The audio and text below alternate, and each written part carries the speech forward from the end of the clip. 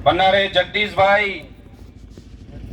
की जन्म जयंती पर आयोजित प्रोग्राम, जिसके अंदर आसपास विचारधारा से परिचित माता बहनें, युवा साथी और उनके घर परिवार से जुड़े हुए साथी और उनकी विचारधारा के नक्शे कदम पर चलते हुए युवा साथी और बाहर से पधारे हुए हमारे तमाम मेहमानगण, आप सभी को इस प्रोग्राम की हार्दिक शुभकामनाएं। साथियों, भाई के बारे में बहुत सारी चीजें आपको समझा दी है, बता भी दी। मैं एक बात जरूर तर्क शक्ति की जरूर बताना चाहूंगा कि ये जो कुर्सी पे 3 पुरखे इस साइड हैं और 3 पुरखे इस साइड है, जगदीश भाई को छोड़ करके, उनमें से कितने व्यक्तियों को आपने ऐसे जिंदा देखा है?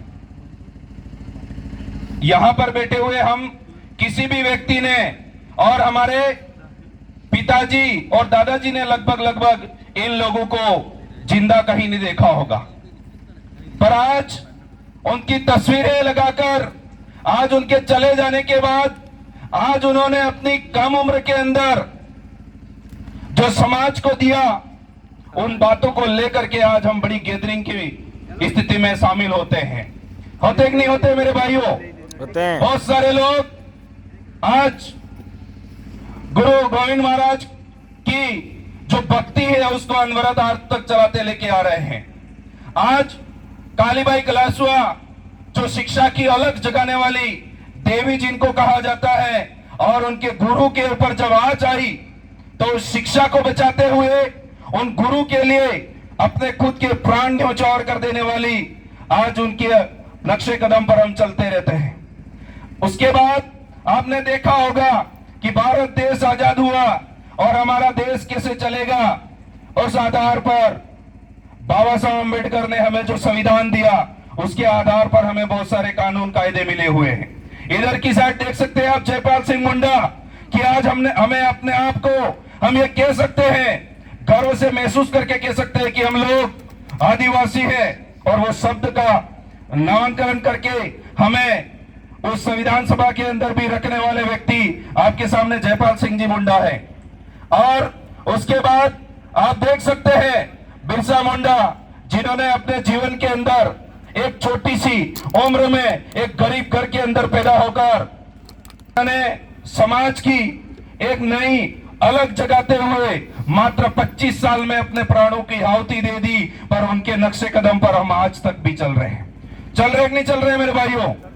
और जिस जमीन पर हम लोग खड़े हैं उसके ऊपर अगर कभी आँच आई थी और उसको बचाने की बात आई थी, तब मुगल सेना के खिलाफ लड़ने की बात आई थी, तब हमारे इस क्षेत्र के, उनका गृह क्षेत्र हो सकता है ये, वहां के उन राणा पूंजा भील आज जो हमारे बीच में नहीं है, उनके द्वारा बचाई हुई ये सारी जमीन है।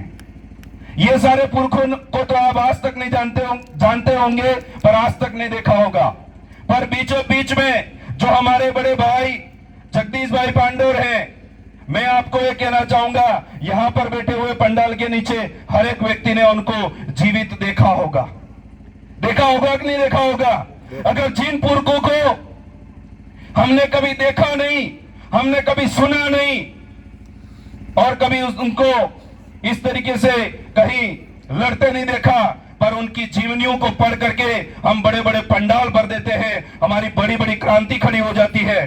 तो इस व्यक्ति को तो हमने देखा भी है और सुना भी है। क्या इनकी बातों को हम आगे ले जा करके हमारे समाज के अंदर उनको विचारधारित कर सकते हैं कि नहीं कर सकते मेरे भाइयों? कर सकते। तो फिर हमें इस प्रोग्राम को और बड़े लेवल का, कहीं अच्छे लेवल पे और होस्ट करना चाहिए, मेरा ये कहना है, ताकि आने वाली पीढ़ी ये कहे, हमारे बाप दादा जब थे तब ये बताते थे कि हमारी जो आने वाली पीढ़ी आएगी तब इन पुरखों के बारे में पढ़ेगी और लिखेगी और आगे बढ़ेगी। मैं आपको कहना चाहता हूं, अगर आप चाहते हो कि आपकी आने वाली पीढ़ी, हमारी आने वाली पीढ़ी अगर जगदीश भाई को आने वाले समय में याद रखे, तो ऐसे ऐसे बड़े बड़े प्रोग्राम हमको करने पड़ेंगे, तब जाकर के हमारे जगदीश भाई का नाम आने वाली पीढ़ी के अंदर रहेगा।